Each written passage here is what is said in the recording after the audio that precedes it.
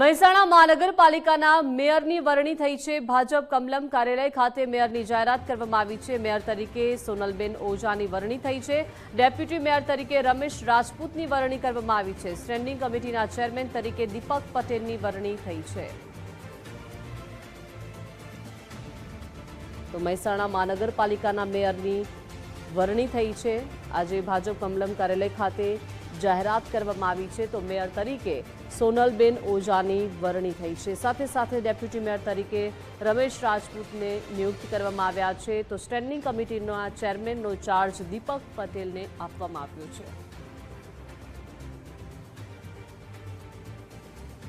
વધુ વિગતો સાથે સંવાદદાતા મુકેશ જોશી જોડાઈ ગયા છે। મુકેશ, મહેસાણા મહાનગરપાલિકાના મેયર ડેપ્યુટી મેયરની વરણી થઈ છે, શું વિગતો મળી રહી છે અને કેવા હવે આગામી ટાસ્ક તેમના માટે રહેવાના છે?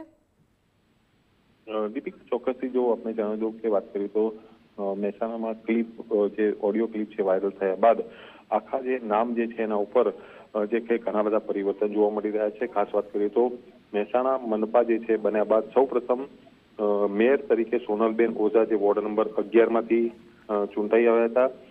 ત્યારબાદ ડેપ્યુટી મેયર તરીકે વાત કરવામાં આવે તો રમેશભાઈ રાજપૂત કે જે વોર્ડ નંબર 12માંથી ચૂંટાઈ આવ્યા હતા। બંનેની હાલ જે છે વિધિવત જાહેરાત કરી દેવામાં આવી છે।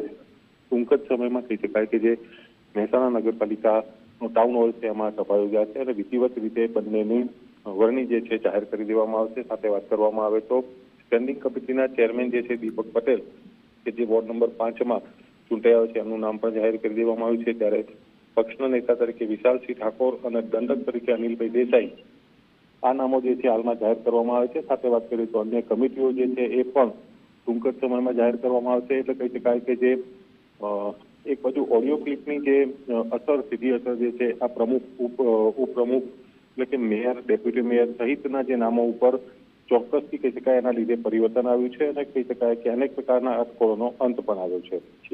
જી મુકેશ, આભાર વિગત સાથે જોડાયા તે બદલ।